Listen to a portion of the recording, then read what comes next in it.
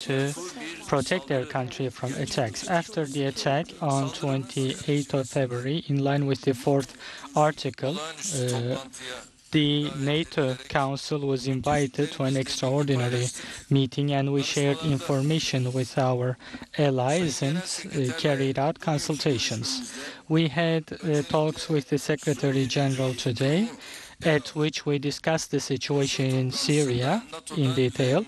At the Council meeting, we asked for additional support from NATO and our allies, and I underlined the significance of the support. The Syrian border of Turkey is also the southeastern border of NATO.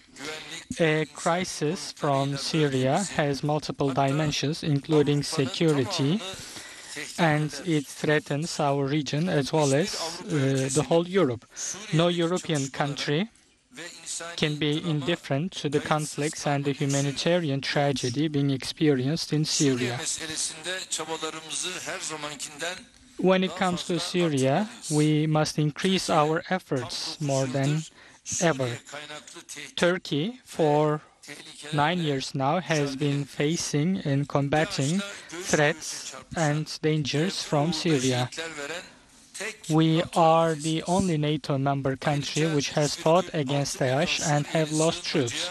We are also hosting 3.6 million Syrian refugees. Turkey is running this combat single-handedly, and we expect the concrete support of all of our allies to this struggle. NATO has to demonstrate the solidarity in a very concrete way in these critical times.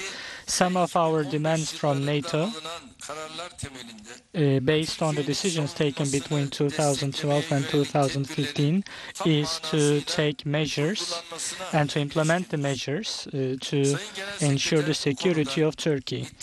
We have discussed with the Secretary General. He mentioned to us that efforts within the alliance continue, and he is personally following up the process. We have also shared with him our ideas about irregular migration. We're also going to discuss these with the presidents of the European Commission and the European Council, which I'm going to meet soon. An ally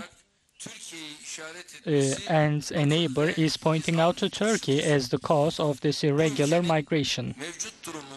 This country is using the current situation as well as the European Union in order to make some unfair gainings. And I expressed to the Secretary General that we would not allow this.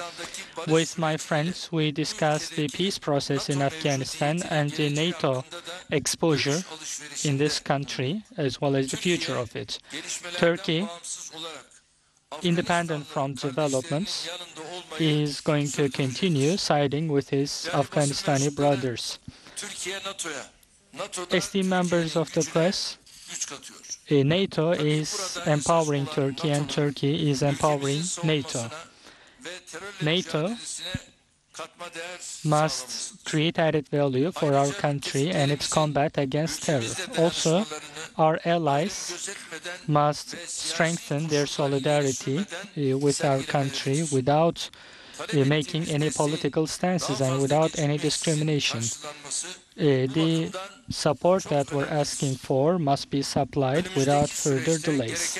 In the future, we believe that necessary steps will be taken, and I thank the Secretary General. President Erdoğan, it's a pleasure to meet with you here today. Turkey is an important and valued ally, contributing to our shared security in many different ways. We have just discussed the serious security situation in Syria and the refugee and migrant crisis which this has caused. The ceasefire in Idlib is holding, and we have seen a decrease in violence over the past days. It is important to build on this to ensure protection of civilians and secure access for humanitarian aid. Turkey is the ally most affected by the turmoil and the violence in Syria.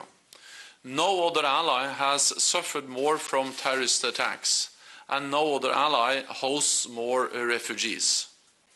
NATO will continue to support Turkey with a range of different measures. This includes defensive missile systems, helping to protect Turkey against threats from Syria. We also support Turkey with air and naval presence. And over the years, NATO has invested more than $5 billion in military facilities in Turkey, including important infrastructure such as naval bases and radar sites. All of this demonstrates NATO's strong commitment to Turkish security. The indiscriminate bombings by the Assad regime and Russia have caused untold human suffering. These attacks have increased the movement of people towards Turkey, which already hosts close to 4 million refugees. We recognize that Turkey is carrying a heavy burden, but Turkey must play its part in finding a longer-term solution to this crisis. I have followed with great concern the events unfolding at the Turkish-Greek border in recent days. The issue of migration and refugee flows is a common challenge that requires common solutions. So I welcome the dialogue between Turkey and the European Union, and I trust that the way forward can be found. NATO will continue to play its part. We are currently deployed in the Aegean Sea to help tackle the refugee and migrant crisis. Allies are also prepared to continue to support Turkey, and we are exploring what more we may be able to do.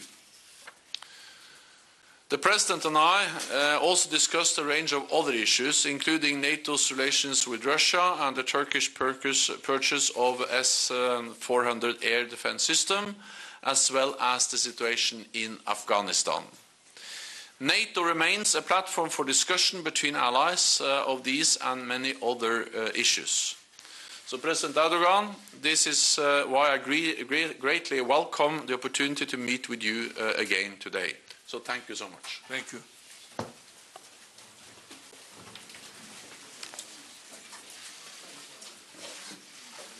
Corona.